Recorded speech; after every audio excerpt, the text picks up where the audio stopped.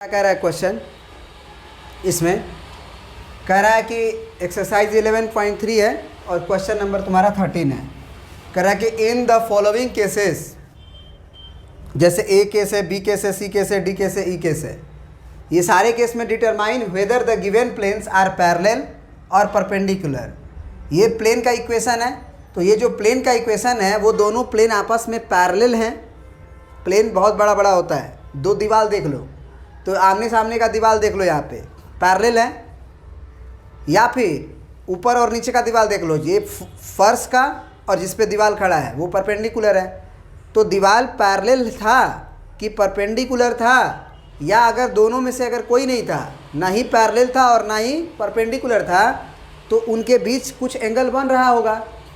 एक प्लेन दूसरे प्लेन से कुछ ना कुछ इंक्लाइनेशन रख रहा होगा, तो वो इंक्लाइनेशन कितना डिग्री का है, मतलब find the angle between them.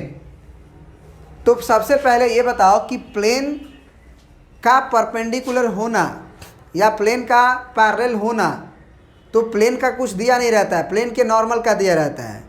तो सेम कहानी है, प्लेन अगर पैरेलल होगा तो उनके नॉर्मल्स भी, जैसे यहाँ से जो नॉर्मल निकलेगा और यहाँ से जो नॉर्मल निकलेगा, दोनों नॉर्मल आपस में क्या होंगे अगर प्लेन पैरेलल हुआ तो। जैसे मेरा दोनों हाथ ले लो, ये पैरेलल है, तो इनके दोनों का नॉर्मल भी क्या है, पैरेलल है। तो इसका मतलब जो प्लेन के नॉर्मल का डायरेक्शन रेशियोज दिया हुआ है, यहाँ पे A1 B1 C1, यहाँ पे A2 B2 C2, वो प्लेन के नॉर्मल का होता है। तो सबसे पहले पैरेलल चेक करने के लिए या आप चेक करोगे कि A1 बाई A2 बराबर B1 बाई B2 बराबर C1 बाई C2 हो गया, तब तो पैरेलल होगा। अगर ये नहीं हुआ तो फिर चेक करेंगे हम लोग दूसरा condition, A1 A2 plus B1 B2 plus C1 C2। अगर ये वैल्यू 0 हो गया तो परपेंडिकुलर होगा। इन दोनों में से कोई नहीं हुआ तो उनके बीच का एंगल कॉस थीटा बराबर कैसे निकालते हैं, कॉस थीटा बराबर mod of A1 A2 plus B1 B2 plus C1 C2 divided by under root A1 square B1 square C1 square into under root A2 square B2 square C2 square. आपको formula होना चाहिए, तो cos theta निकल जाएगा, तो theta बराबर cos inverse करके निकाल लेंगे। तो सबसे पहले ये देखो, ये 7 5 6 है, यहाँ 3 है। क्या ये दोनों प्लेन आपस में पैरेलल या परपेंडिकुलर है? पैरेलल तो नहीं है, क्योंकि हम 7/3 करेंगे। सोच के देखो, 7/3 करेंगे पहला केस में। हम क्वेश्चन मिटा देते हैं क्योंकि हम क्वेश्चन समझ चुके हैं कि हमको करना क्या है ना। पैरेलल या परपेंडिकुलर या एंगल बिटवीन देम। अगर पैरेलल भी नहीं हो और परपेंडिकुलर भी नहीं हो तो चलिए, तो अब क्या करेंगे हम लोग, A1 बाई A2 निकालते हैं, तो 7 by 3 A1 by A2 B1 by B2 तो 5 बाई -1। क्या ये कभी भी बराबर हो पाएंगे? नहीं हो पाएंगे ना, तो अगला को देखने की ज़रूरत ही नहीं है। तो ये प्लेन कभी भी पैरेलल नहीं हो सकते हैं। अब अगर ये प्लेन पैरेलल नहीं होंगे तो परपेंडिकुलर वाला देखते हैं, वो है A1 A2 plus B1 B2 plus C1 C2। तो 7 गुने 3 अब प्लस 5 इंटू -1, फिर प्लस 6 इंटू -10, बस इतना ही। A1 A2 B1 B2 C1 C2 बस। तो ये हो गया 21, ये हो गया -5 और ये हो गया -60। तो ये 0 हो नहीं पाएगा क्योंकि यही 65 हो गया, और ये 21 उसे मैनेज नहीं कर पाएगा, 0 नहीं आ पाएगा। मतलब ना ये प्लेन पैरेलल था और ना ही परपेंडिकुलर था। तो इनके बीच का जो एंगल होगा वो निकालना पड़ेगा हमें। और वो कैसे निकालेंगे ज़रा बताइए आप लोग। कॉस थीटा का फॉर्मूला यूज करेंगे। ज़रा बताइए कॉस थीटा का फॉर्मूला हमें, अभी हम बोले थे आपको, मॉड लगाते हैं।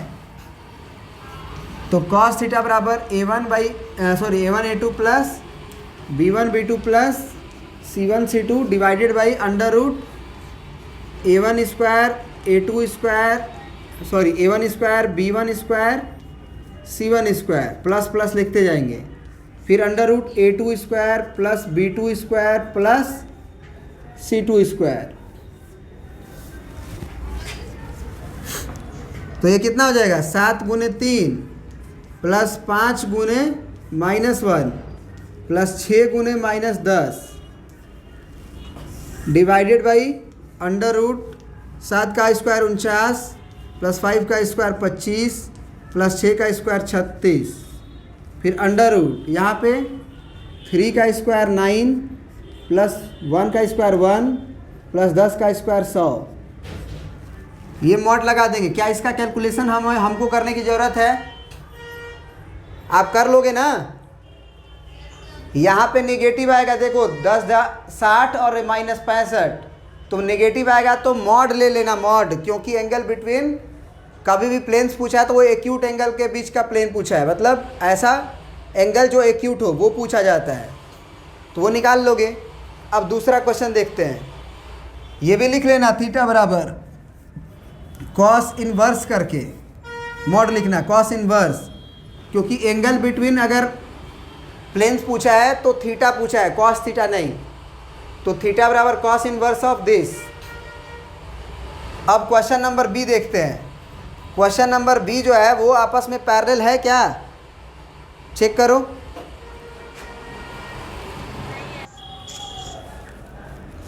सॉरी, अब जो है क्वेश्चन नंबर बी देखिए, इसमें जो है ये प्लेन है और ये प्लेन है हमारा, तो ये पैरेलल है कि नहीं पहले ये चेक करो। तो a1/a2 चेक करते हैं, तो 2/1 और यहाँ होगा 1/-2, तो ये कभी बराबर नहीं होने वाले हैं, क्योंकि 2 जो है वो -1/2 के बराबर होगा नहीं, तो लाइन पैरेलल नहीं है, ये कंफर्म हो गया।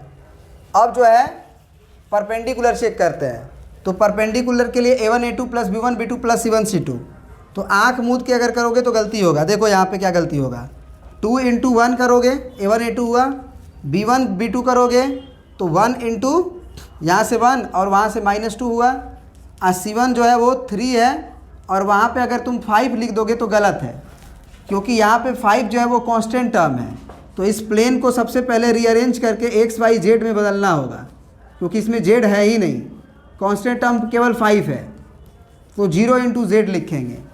तो 0 × z लिखेंगे तो यहाँ पे 5 नहीं होके बल्कि 3 × 0 होगा, बस इतना ही।